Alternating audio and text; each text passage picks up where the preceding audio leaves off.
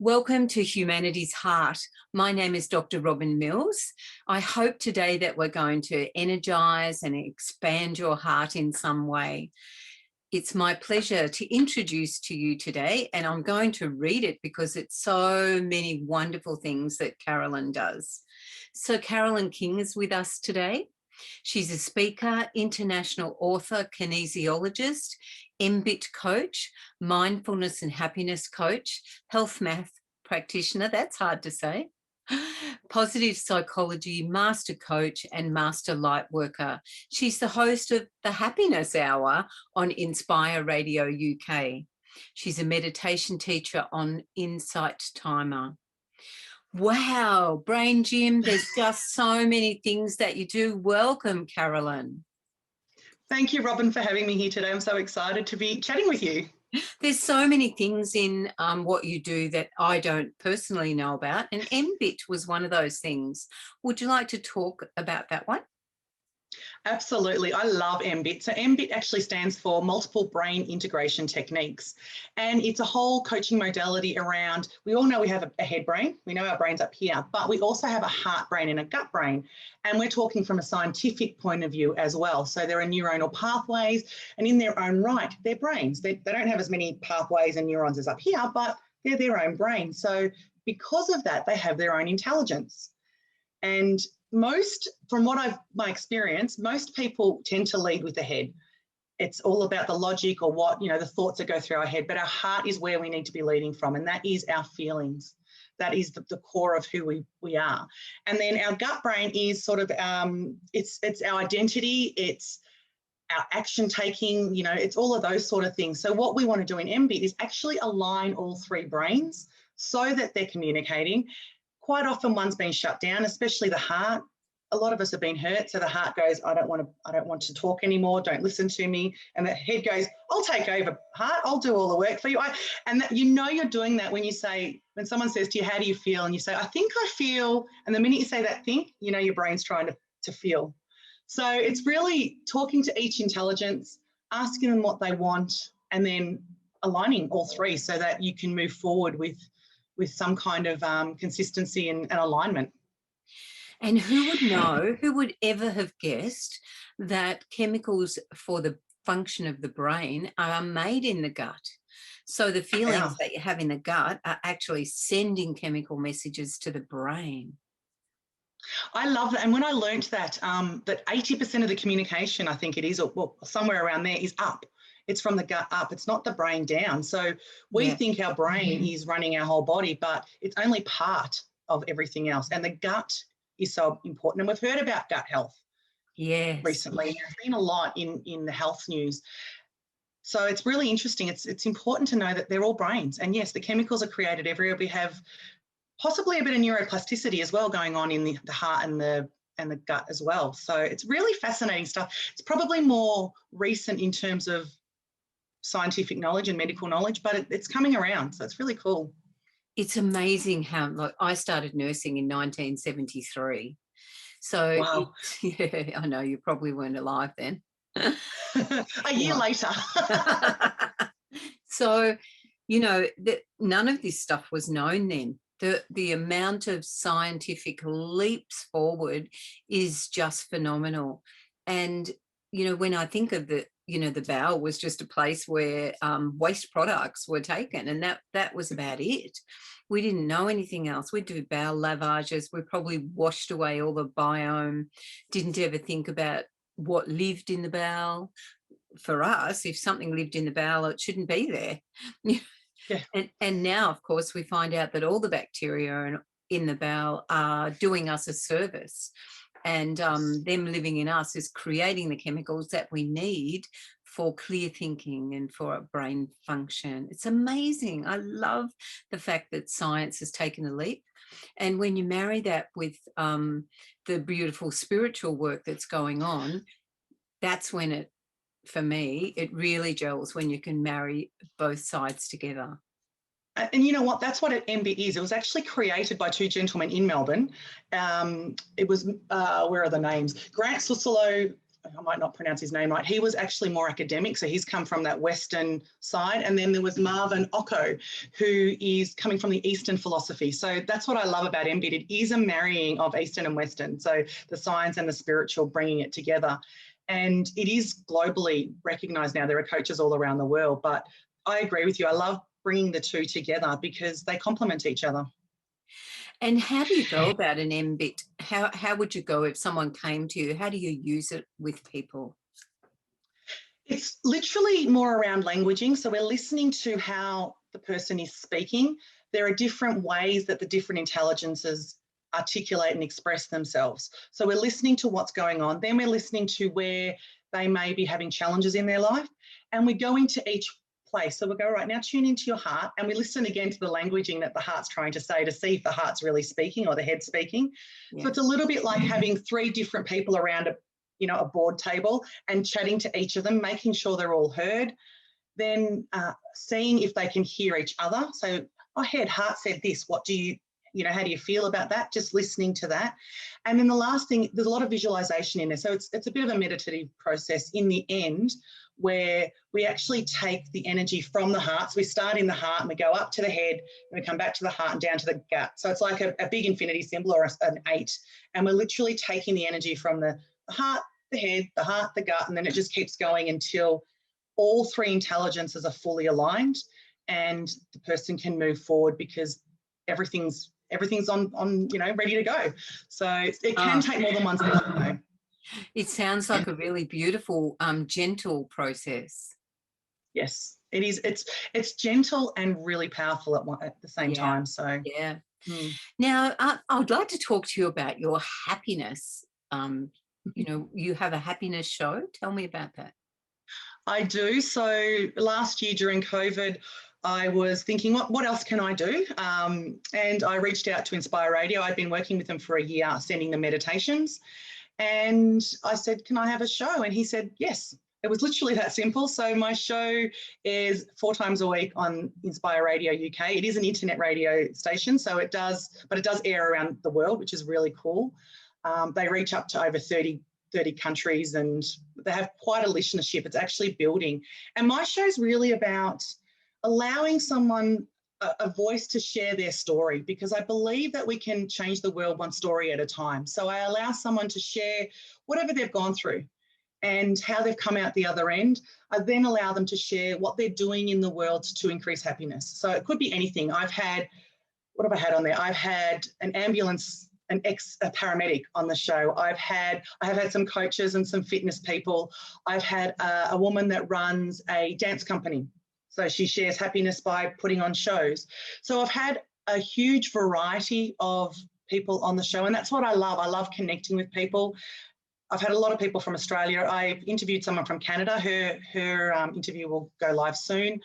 New Zealand. So it's been wonderful to just reach out and meet new people and hear their stories, because, we think sometimes that we're the only one going through something, and to hear the way different people have handled their mental health challenges or just life in general and how they've overcome something can be really inspiring for other people to know that they're not alone, and to know that sometimes there's a different way of looking at things.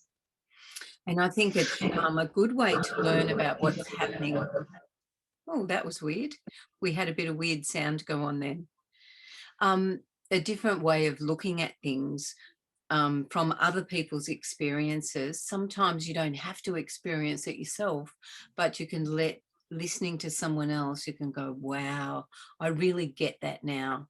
It can be transforming just to hear someone else's story, where they've come to and why. What's your story? My story. I probably had low self-worth all my life. And in 2012, I hit rock bottom. So in 2012, when I say rock bottom, I took a handful of sleeping tablets. I didn't want to be here anymore. And that was despite having 2 beautifully healthy children, a really supportive husband, a career. I was an office manager accountant, so I had quite a successful career in the job. They were very supportive. I had a pretty good upbringing, but something within me was just not right, and I was depressed. And I honestly had convinced myself that everybody around me would be better off without me. Wow. Thankfully, that didn't happen when I took the sleeping tablets, and something switched in me that day, and I thought, I can't keep going on like this. This is ridiculous. I need to change something. And as I always say, if you want to make a change, you need to take action. You need to do something, and you need to commit. So I rang a meditation teacher that I'd worked with previously. She was also a spiritual counsellor. And from the first session, I knew I was in the right place. It took 6 months of weekly classes and individual sessions for me to no longer feel depressed, and another 6 months before I felt happy. And I stayed with her for 5 years. So I kept working on my own personal development. What's wonderful is I now teach similar classes to what she does, or she did. So I'm learning as I go. But it was really just, I guess my story is to let people know that you can overcome those thoughts, but it does take work. It does take awareness. It does take responsibility. It does take action. But when you go through that and you come out the other end, these tools are for life. These tools, they really do empower you to know that you can maintain, a happier life. It doesn't mean I'm happy all the time. It just means that I know and I trust that I can get back to that happy space if I'm having a bad day or I'm feeling a bit down. I know straight away, all right, what do I need to do? Can I do this on my own, or do I need to reach out and get a kinesiology session or a spiritual counselling session or something else? So that's my story, and that's what I'm passionate about, helping people to reconnect with their happiness.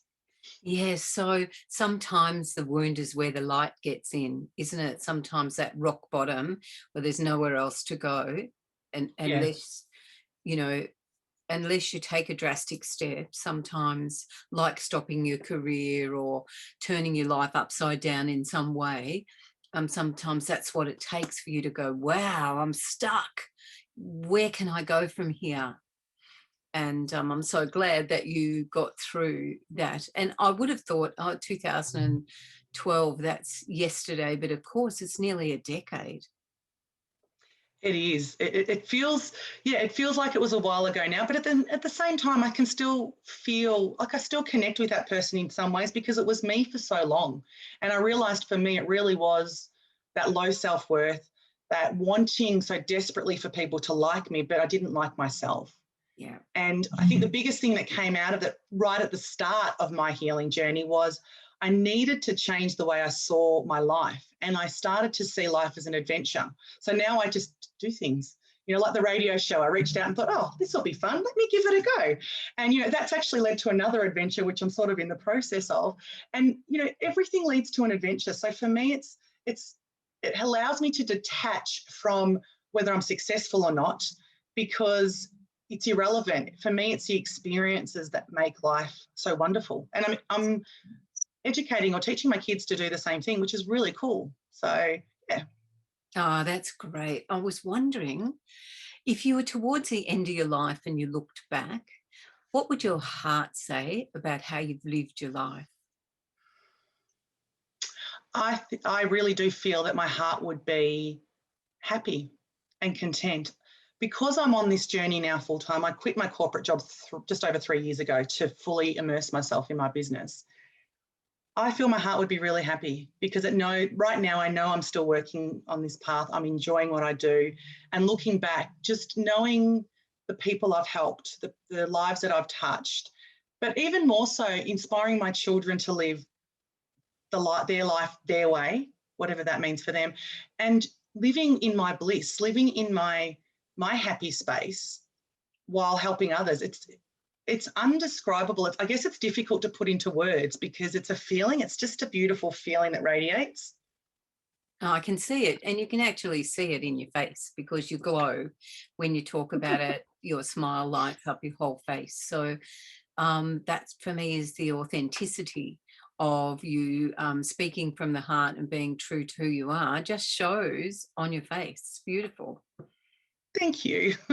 So who would be the person who's influenced you the most?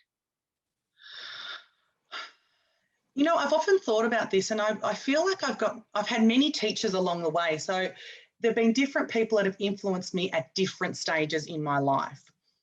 One of the early people would have been my husband, and he was my boyfriend back then. Yeah. It was making a decision not to go to university to study accounting. I gotten into uni, didn't really know what I wanted to do. And just having his strength behind me, encouraging me to be me, was probably the first step in me saying, hang on a minute, I actually don't want to go to uni. And that was a hard decision because I'm a first generation Aussie. So my parents grew up overseas from Croatia and Slovenia.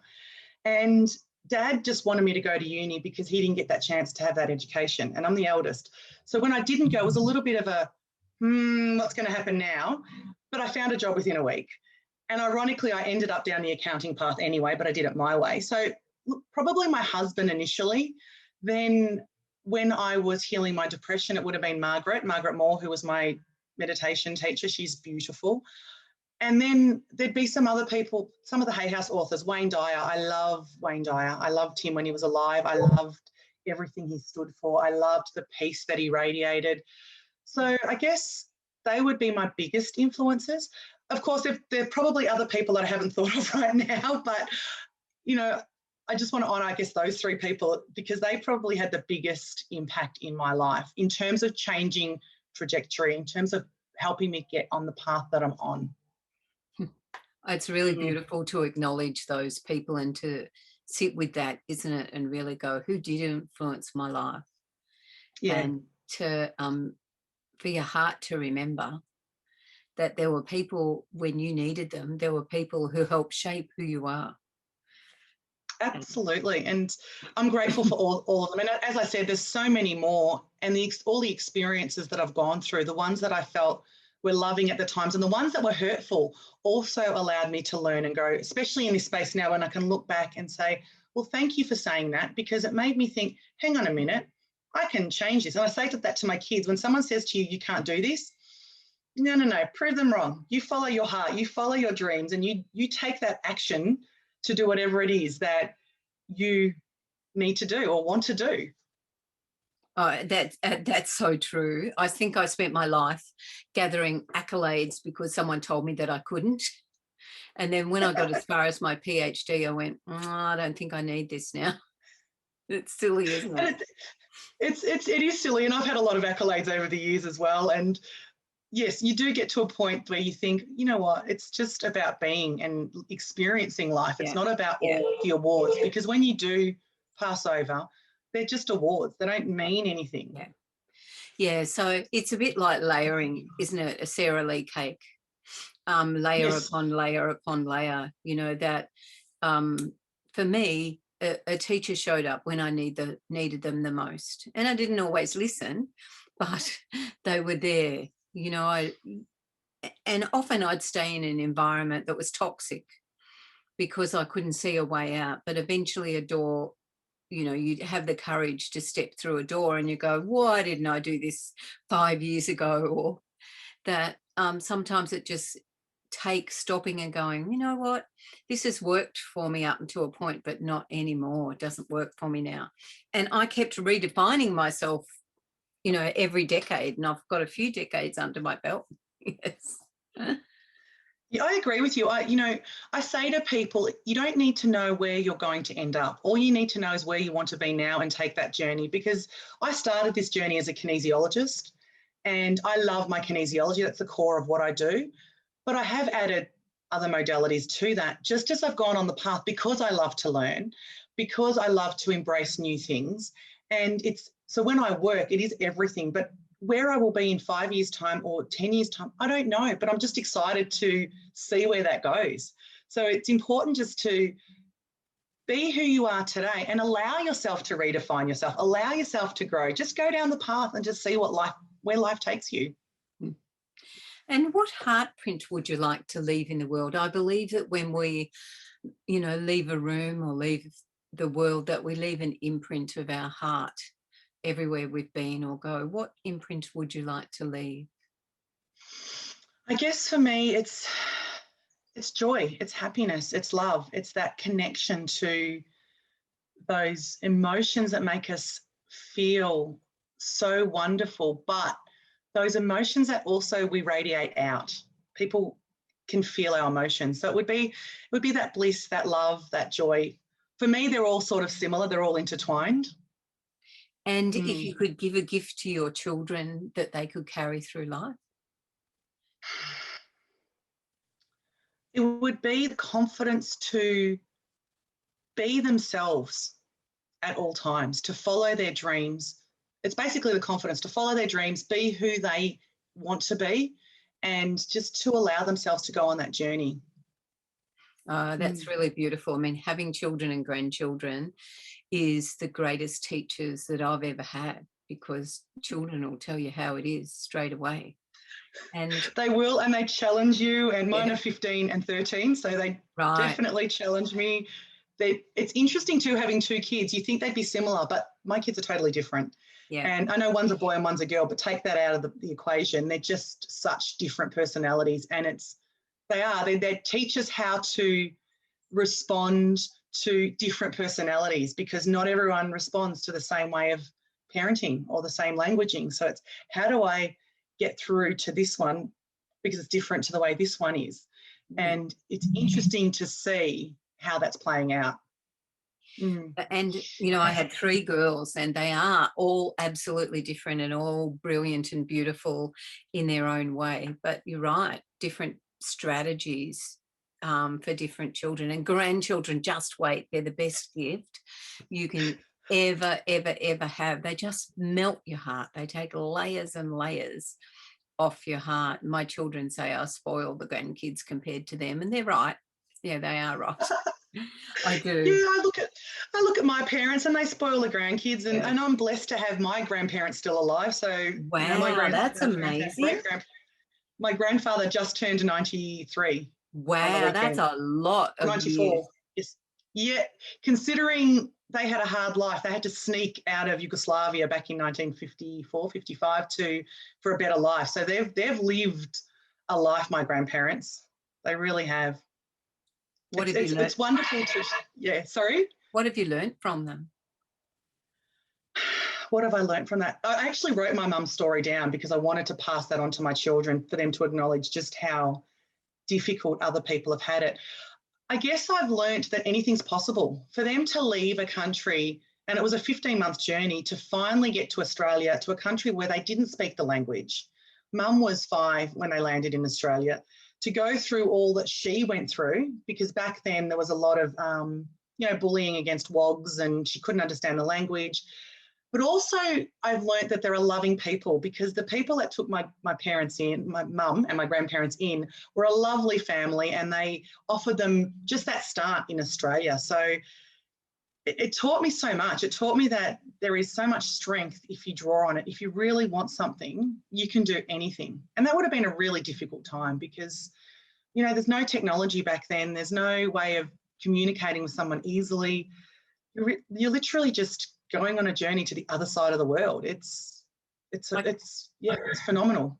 I can't even imagine what it would be like to be immersed in a country where you don't speak the language and there's no one to help you, even buy potatoes or get on a bus or any of those things.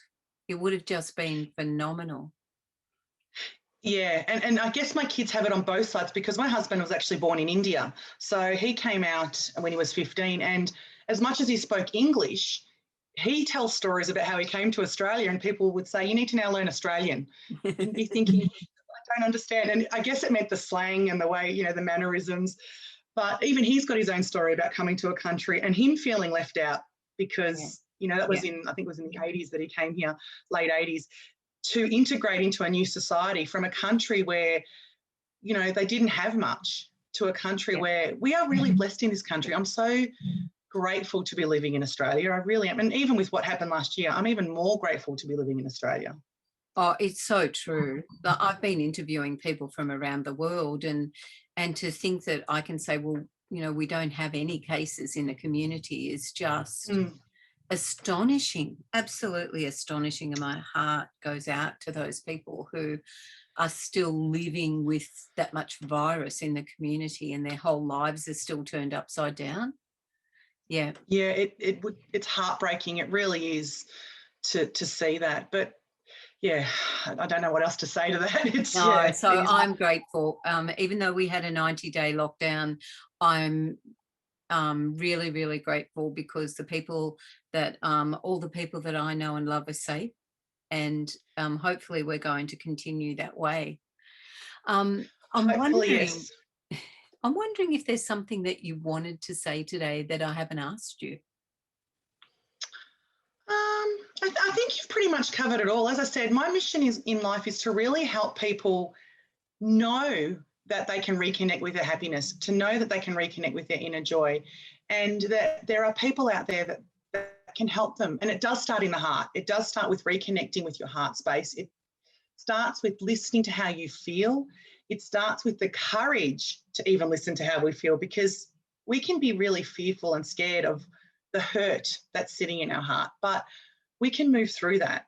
And it's really just allowing yourself to only take in the positive, listen to inspirational stories, listen to podcasts like Robyn's that allow you to connect with people that are heart-centered and heart-based, and that will allow you to connect with your inner happiness. And I guess that's my mission, just to do that and to really just follow your bliss. It doesn't have to be a job or a career. It could just be you love painting in the garage, or you love writing songs, or taking a singing class. I have been thinking about taking a singing class at 46. It could be fun, much to my daughter's dismay, because she does all of that stuff and doesn't like her mother singing or dancing because I can't. But live life, experience life. It's not the stuff you accumulate, it's the experiences you have. Oh, that's really beautiful.